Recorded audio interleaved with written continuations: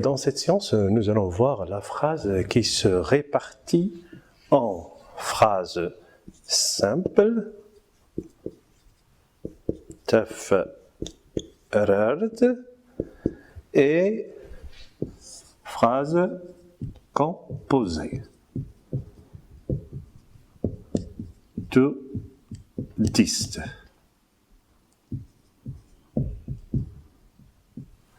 Donc, la phrase, on peut répartir les genres de phrases en phrases simples et phrases composées.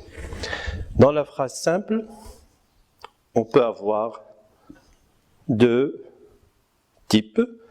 Phrase qui est non verbale, ter, am, jag, et phrase verbale, c'est-à-dire tem, ya, get. Alors la phrase simple peut être une phrase non verbale, c'est-à-dire qui ne contient pas un verbe, et il peut aussi être une phrase verbale quand il contient un verbe, un mien.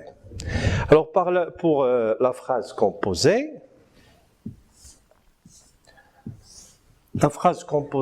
comment on fait la phrase composée, ou bien quels sont les différents procédés pour composer les phrases. Donc déjà, quand est-ce qu'on parle de phrase composée? Quand on a deux propositions ou bien deux phrases qui sont liées d'une manière ou d'une autre. Alors il y a trois procédés de composition de la phrase. Premièrement, par juxtaposition, en amazigh am, la, way, par coordination,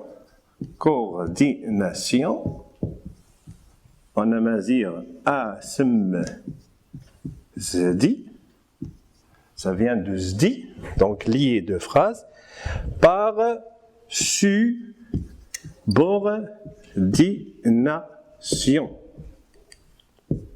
ta, na, daout. Donc, à retenir, la phrase composée, les procédés pour composer les phrases sont trois. Par juxtaposition, par coordination, par subordination. La subordination comporte trois sortes de phrases. Ce qu'on appelle les relatives, une proposition subordonnée relative, que nous allons détailler après, une complétive, relative c'est en amazigh ta, ma, qant, complétive tas, moud, et puis circonstanciel, tem, sou, tlt. Donc, quand on parle de phrase ou proposition subordonnée, il peut être soit une relative, soit une complétive, soit une circonstancielle. Donc ça, c'est un peu le schéma d'ensemble que nous allons détailler juste après. Donc la phrase, il y a une phrase simple, une phrase composée. La phrase simple peut être non verbale, il n'y a pas de verbe, peut être verbale quand il y a un verbe, et la phrase composée, il se fait au moyen de trois procédés, la juxtaposition, la coordination, la subordination. Et dans la subordination, il y a trois types, la relative, la complétive et la circonstancielle. Maintenant, nous allons détailler cela. Restons dans la phrase simple. Comme j'ai dit, il peut être, premièrement, une phrase non verbale. Et on va donner des exemples maintenant. Soit avec la particule de prédication de. Comme dans l'exemple, Moha dasl mad. Moha dasl mad, il n'y a pas de verbe dans cette phrase, donc c'est une phrase qui est non verbale. Il y a un nom, plus la particule de prédication, plus un autre nom. Et c'est cette particule de prédication qui assure la relation entre ces deux noms. En Tashlahid, on dit Moha iga aslemad. Quand on passe à Tashlahid Moha iga aslemad, nous avons une phrase qui est verbale. Donc on peut retrouver par exemple d'autres exemples comme de Winu, c'est-à-dire le mien, Winu, le mien, Winu, etc. Le deuxième cas, c'est quand on utilise par exemple avec le présentatif. Le présentatif, ha par exemple, ou bien haqa. Comme dans la phrase ha, ba, ba. Voici mon père. Dans cette phrase, il n'y a pas de verbe, donc elle est non verbale. Qu'est-ce qu'on a? Nous avons un présentatif et nous avons un nom. Comme on peut dire haqa taddart. Voici la maison, etc. Le troisième cas, c'est quand on utilise le vocatif. Le vocatif a, c'est-à-dire teqrit en amazir harf nida. Quand donc on appelle quelqu'un, on dit par exemple a arba. Ayarba. Dans cette phrase, il y a le vocatif et il y a le nom, il n'y a pas de verbe, donc c'est une phrase non verbale. Comme on peut rencontrer bien sûr des phrases non verbales, comme dans des phrases injonctives, par exemple quand on dit barra. Barra, c'est une phrase exclamative où il y a uniquement un adverbe, donc c'est une phrase qui est non verbale, ou bien des phrases qui sont interrogatives, comme par exemple man wa gisn. Man wa gisn. Dans cette phrase, il n'y a pas de verbe. Donc là, c'est une phrase qui est non verbale. Donc à retenir uniquement, dans une phrase où il n'y a pas de verbe, c'est une phrase qui est non verbale. La phrase qui est verbale, c'est-à-dire elle contient un verbe. Une phrase simple, bien sûr, un seul verbe. Comme par exemple, ifulki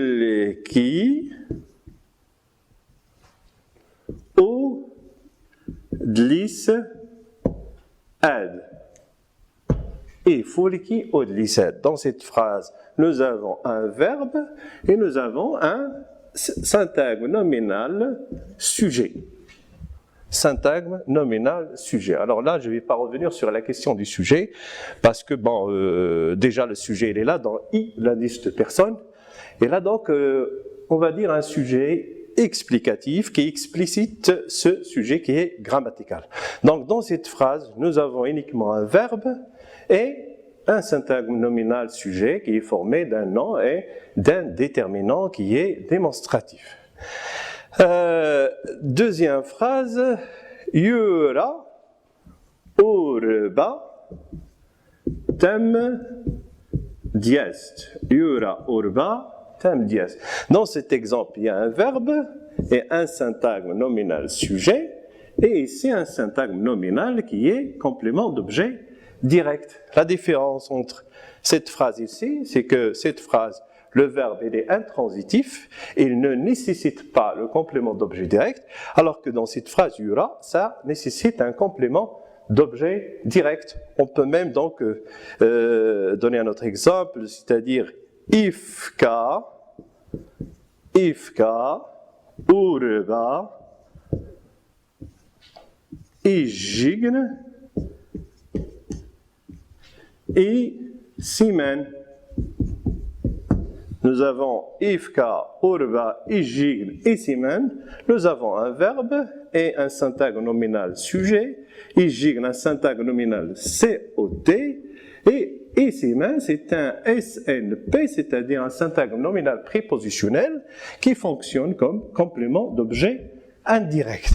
Donc, ces phrases, on peut partir d'une phrase qui contient uniquement un verbe et un sujet, et partir à d'autres phrases qui contiennent d'autres compléments. Ça dépend donc de la structure de la phrase et aussi de la nature du verbe. Alors, pour la phrase composée, premièrement, la relative, comment ça fonctionne? Alors, soit deux phrases de base. Zarih, ergaz. Yushkad, orgaz. Nous avons ici, orgaz, une répétition de orgaz. Nous allons lier les deux phrases de façon à éviter cette répétition. Et nous allons partir de celle-ci comme étant la proposition principale. L'action principale, c'est zarih, ergaz. Alors, comment on va dire? On va dire zarih, gaz, li de yushkan. Zarih argaz, li de yushkan. Donc, zarih argaz est une proposition principale, c'est l'action principale. Li de yushkan, c'est la proposition subordonnée relative.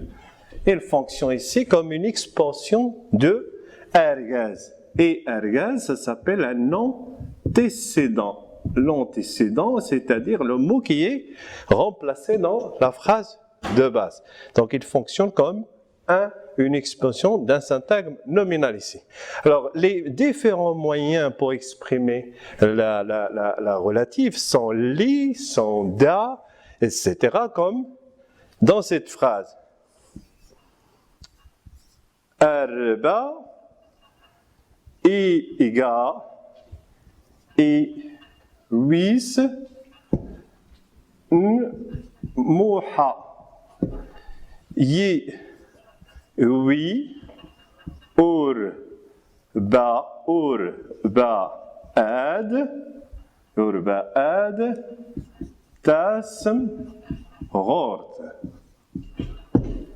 Donc, nous avons arba, iga et wisn muha, c'est la proposition principale. Yiwi, ba, ad, tasm, rort, c'est la subordonnée qui va être la subordonnée relative. Nous dirons que arba,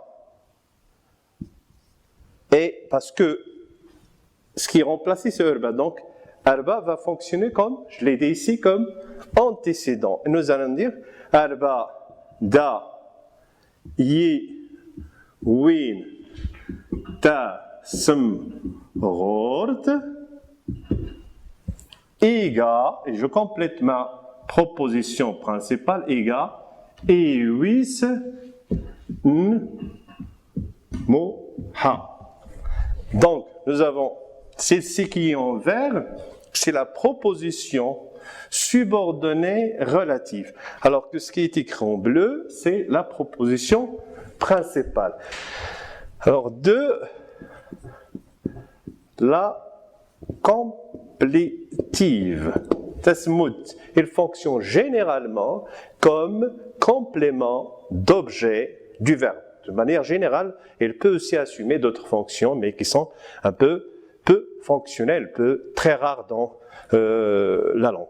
Alors, soit les phrases suivantes, nir, kra.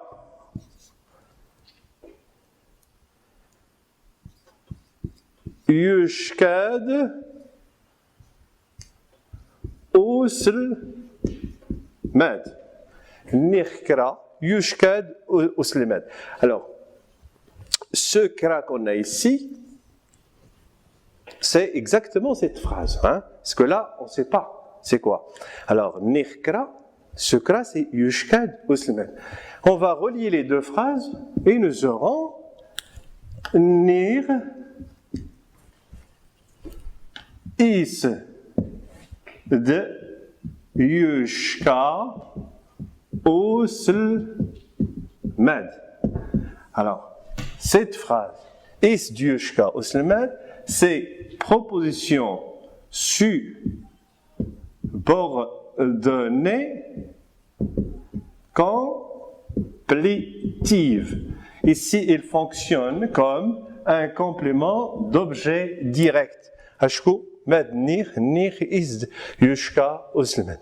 Alors, et bien sûr, il y a d'autres moyens pour faire la complétive, comme ad, par exemple, rire kara, rire kara, dire se tma zird. Rire Sukra, c'est exactement cette action. Alors nous aurons rire, qui est ici le verbe principal, le verbe opérateur. Rire, ad, dur, se, tma, zirt. Alors, ad, dur, tma, zirt, c'est une phrase, c'est une proposition subordonnée complétive. Les circonstanciels, premièrement, deux temps, soit deux actions. Il, comme et da, au, la, way. Au, la, way, train.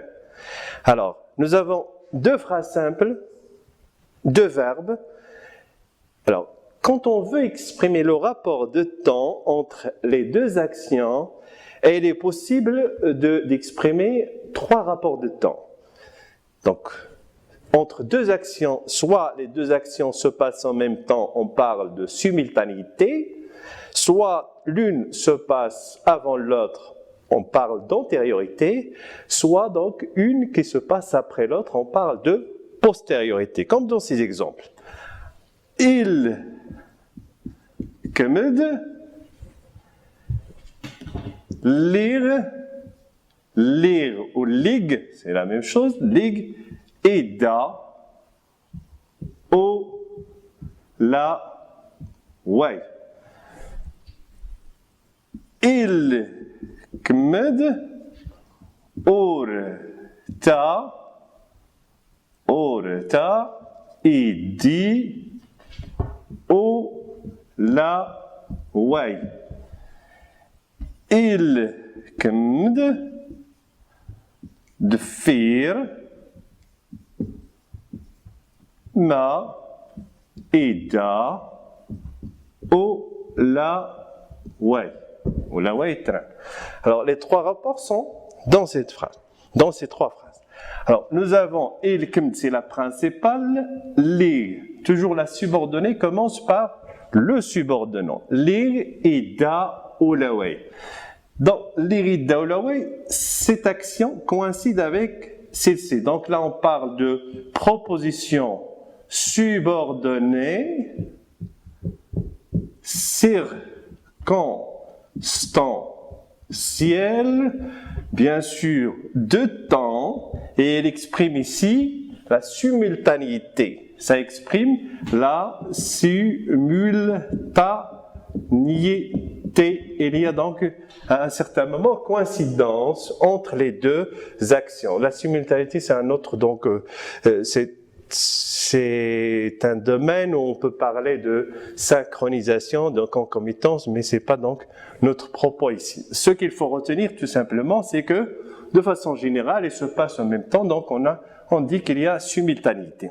Alors que pour l'exemple 2, il kmed orta et dit oulaway. Il kmed, l'action qui se passe premièrement, orta et dit oulaway, c'est une proposition subordonnée circonstancielle de temps qui exprime ici la postériorité. Alors que dans l'exemple,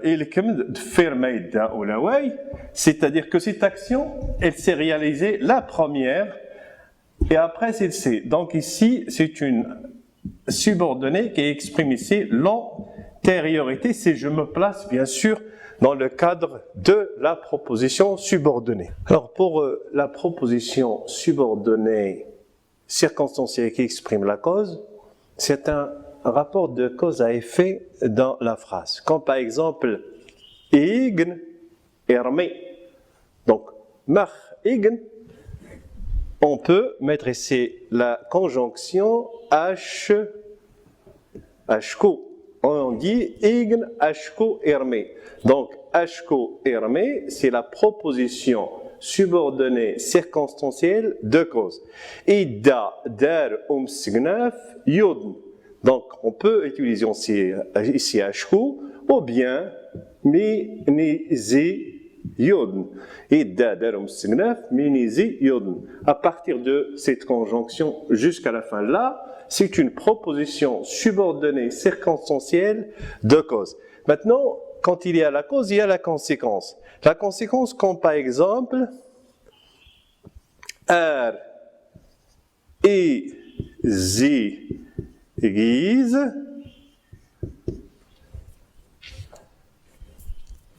et nous avons la conséquence Hermé, Youhl. Donc, R, I, Z, Giz, on peut dire Aï, Lig,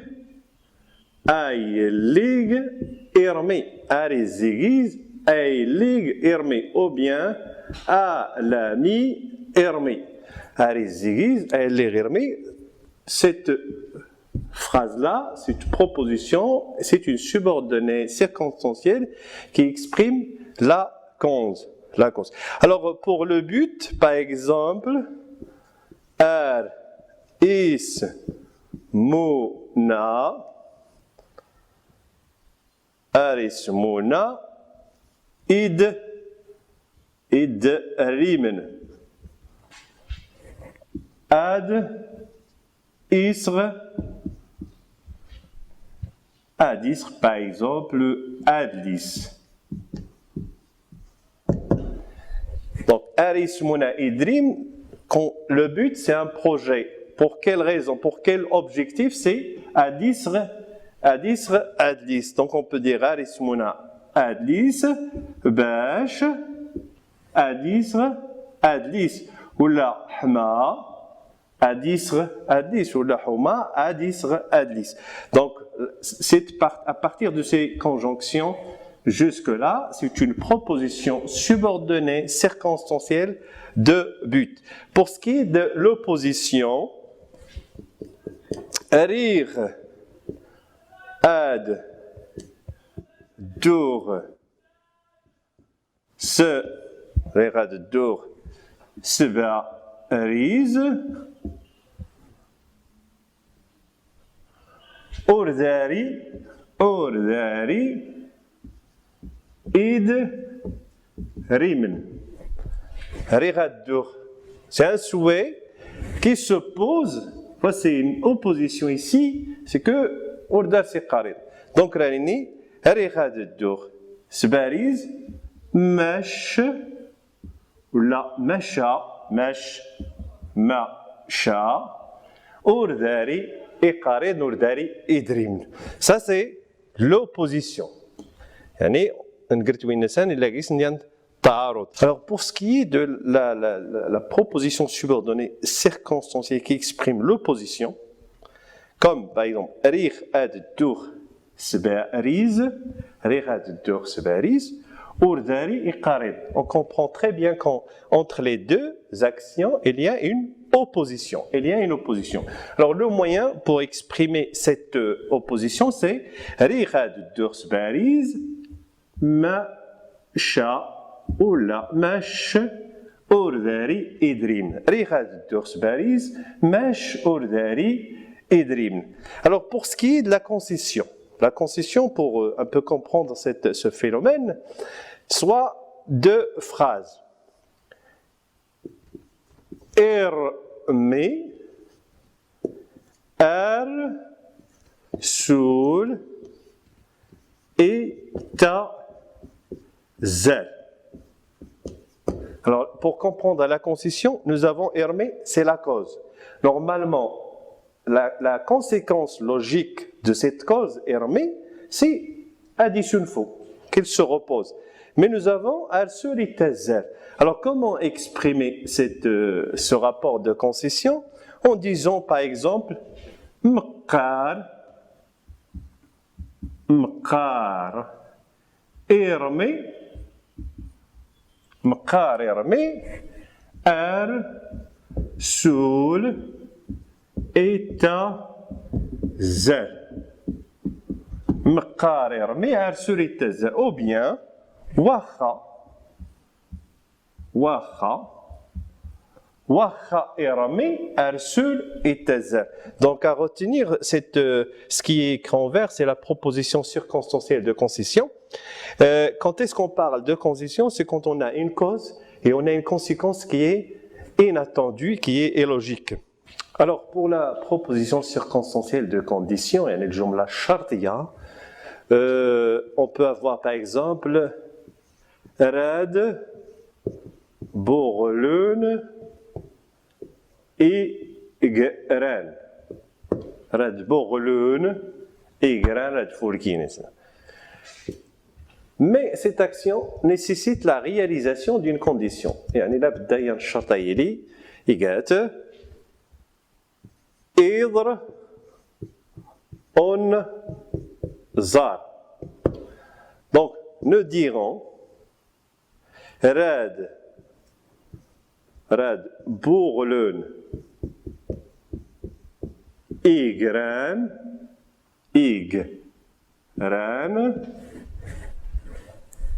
Mera, par exemple, Mera, Idr, On, Zar. Donc, cette phrase, Mera, Idr, On, Zar, c'est une proposition subordonnée circonstancielle qui exprime la condition. On peut même dire Mera, Idr, On, Zar, Rad, Borun, Igran. Et les moyens pour exprimer la condition, c'est Mer, Mera, Mla, Mlad, etc. Ou bien Ir. Ir yut onzar, Rad borlun, Igran. Ig yut onzar, Rad borlun, Igran.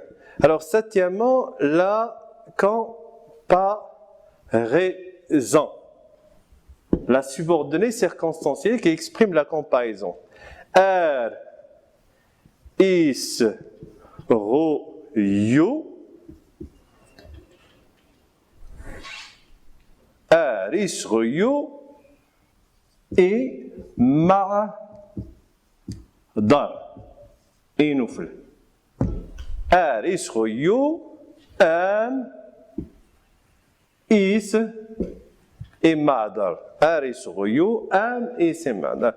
Zund, on va dire, Zund, Ir et Noufl. Isroyo, Zund, Iri, Noufl. Isroyo, Am, Is et Ma'dar. C'est une proposition subordonnée circonstancielle qui exprime la condition. Et donc, je vous remercie infiniment. C'est ainsi que prend terme ce cours. Ce qu'il faut retenir de façon générale, c'est que la phrase peut être simple, peut être également composée simple. Elle est donc soit non verbale, il ne contient pas un verbe, et on peut la faire avec la particule de prédication, le vocatif ou le présentatif. Et la phrase verbale, elle contient un seul verbe, et donc ça peut être un verbe transitif ou intransitif avec ses compléments, etc. La phrase composée, on fait la composition par trois moyens: la juxtaposition, la coordination et la subordination. Dans la subordination, il y a trois types, c'est-à-dire soit la relative, la complétive et les circonstancielles. Et dans les circonstancielles, il y a bien sûr, comme nous avons vu tout à l'heure, la phrase temporelle, la phrase qui exprime la cause, qui